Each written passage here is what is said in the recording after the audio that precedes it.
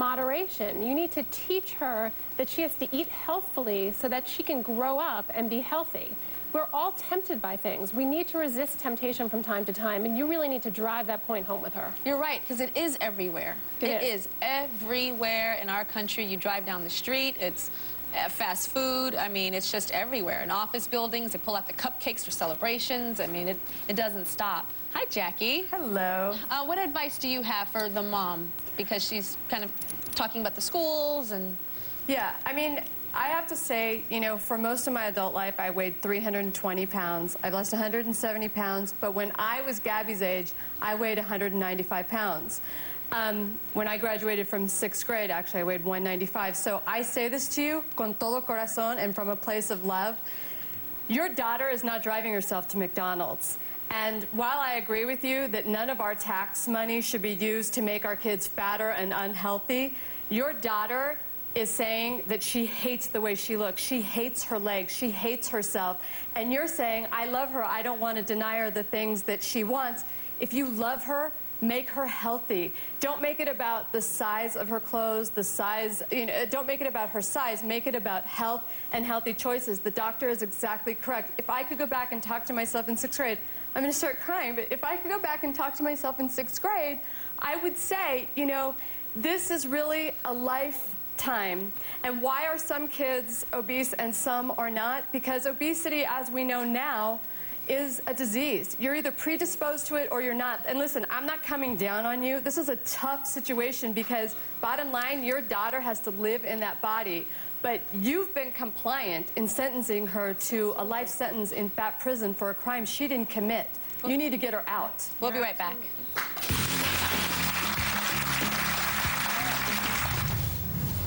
Up next, I got an email recently. It was from a mom, and she wrote, Tyra, my daughter is a fat pig. What do you think about the letter that your wife sent me? Honestly, I'm stunned.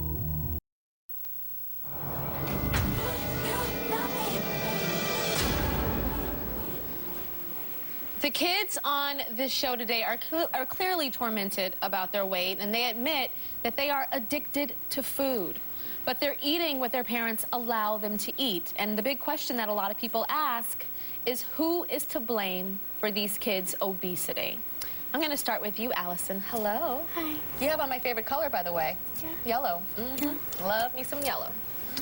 So, tell me about how being overweight is for you. How much do you weigh? Do you know? Almost 195 pounds. 195, okay. And I know a lot of the kids are pretty mean. Yes. Yeah? What kind of things do they say? They'll call me Marshmallow, Fatty. They'll throw chairs at me and say, get out of my way, big boulder. And they'll say, like, are you going to eat me or what? They say really mean things. Yeah. Allison wanted us to see how food plays such a big part in her life. Check this out. Allison's day revolves around one thing, finding her next meal. Allison's favorite restaurant. You want to tell her about the Flapjack? Pancakes and chicken and steak and stuff like that. Ribs, it's got that kind of stuff.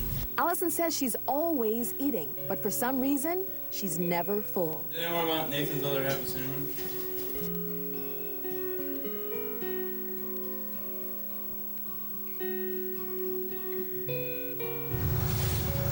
So you're always hungry? Yes. Always, always hungry. So when you're thinking about food and then you tell your mom that you're hungry, what does she say? She'll either say yes or no, and when she does say no, I'll nag and nag and nag, and then she'll say yes. And then she'll say yes, because you keep nagging. Yes. When you look in the mirror, how do you feel? I feel frustrated, disgusted, and sad. And Allison's mom, Jennifer, and her dad, Dennis, are here. So that's the big debate. It's like, whose fault is it? Because Allison's 10 years old, and as a 10-year-old, they don't necessarily have the access to go drive to the restaurant. They don't have the access to drive to the grocery store. Do you feel that her being overweight is your fault at all, as her mom? Somewhat, yeah. Yeah. I give in. I get frustrated and wore down and she's very, very persistent, and she's always very hungry. And sometimes I just don't want to deal with an argument, or sometimes I just want to give her what she wants because I love her. Does she anger you sometimes because of her weight? Maybe sometimes how she acts. Because the letter that you wrote me, when you called your daughter, do you know what I'm talking about? What you called her? To me, that felt like anger because it was a lashing out, and it was pretty mean. So I'm wondering where that comes from with you as her mom to call your daughter something like that. Well, that was just words. I mean, I don't call her that. You didn't say people call her that. You said that she was that.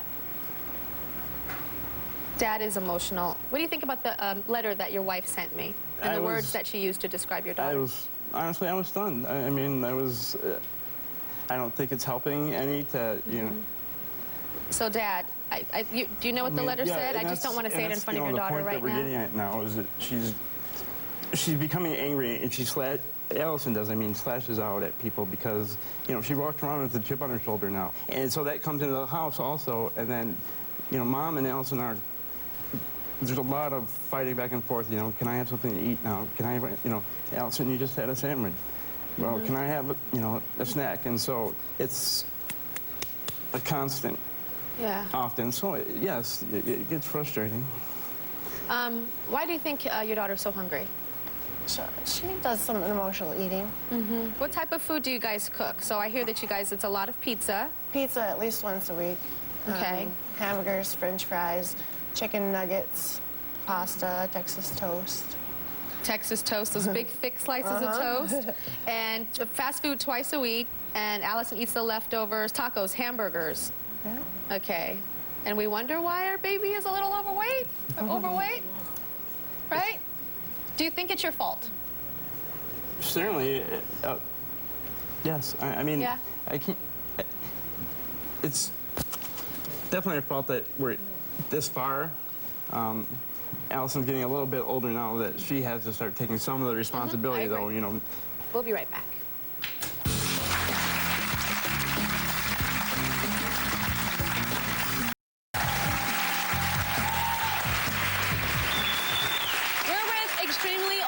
Kids, and Dr. Alana Levine and Jackie Guerra are here to talk more about what can be done to help them. Jackie, I have to ask you, the world is cruel. Kids are even more cruel.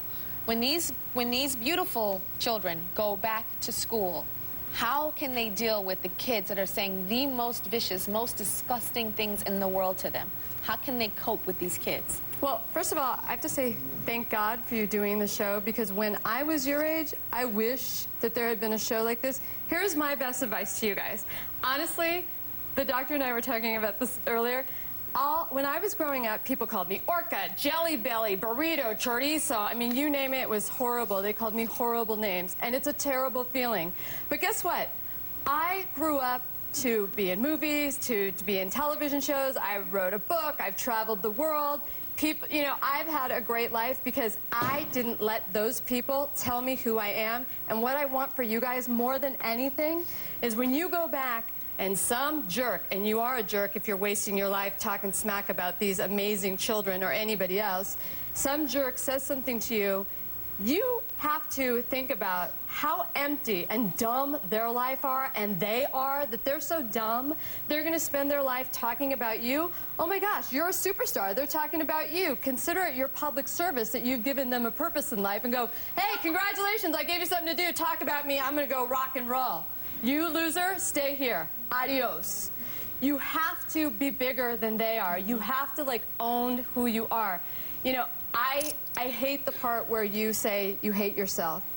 You know, you think about dying, or you don't like your legs, or any of these things. You guys, you are the only you the world is ever going to know. Be amazing. Those of us who share the world with you, we're waiting for you to be amazing. And one thing you guys have to realize is that when people are picking on you and the kids are picking on you, they are so insecure inside. You might think that she's the coolest girl on campus or the coolest guy on campus at the school. They are so insecure, so terrified, feel less about themselves. And what people do when they're insecure, including me sometimes, we pick on other people. I don't necessarily pick on other people, but I might gossip with friends, you know, like, oh my God, did you see that thing? You're looking all crazy and you know? And a lot of the times I'll do that when I'm not feeling good about myself. So you have to know, they say all this type of stuff, they're just not feeling great. And by the way, were they on the Tyra show? No. No, they're not. What up? They are not. Joining us now is David Ettenberg from Camp Shane. So you are here, David, for what? I'm David Ettenberg. I'm the director and founder of Camp Shane. Camp Shane is a camp for boys and girls and teenagers who want to lose weight. Founded in 1968. We're celebrating our 41st year this summer. I'd say about 15,000